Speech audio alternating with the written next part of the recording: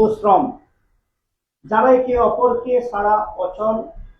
আমাদের বাংলাদেশের সংবিধান লেখা হয়েছে 1972 সালে। 1979 সালের ব্রিটিশ বিল অফ রাইটস পৃথিবী প্রথম শিখলো আইনের চোখে রাজা প্রজা সবাই সমান। বাট 1976 সালে আমেরিকার স্বাধীনতার ঘোষণা পৃথিবী শিখলো সকল ক্ষমতার উৎস জনগণ। 1935 সালে গভর্নমেন্টস অফ ইন্ডিয়া অ্যাক্ট এই উপমহাদেশ পেল পার্লামেন্টারি সরকার ব্যবস্থা। 1950 সালে ভারতের সংবিধান আমরা ধার করেছিলাম মৌলিক অধিকার আর রাষ্ট্র পরিচালনার মূল নীতি।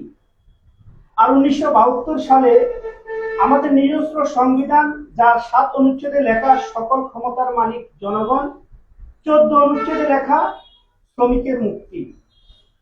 এবার আসি শ্রমের কাছে। 1986 সালে আমেরিকার শিকাগো শহরে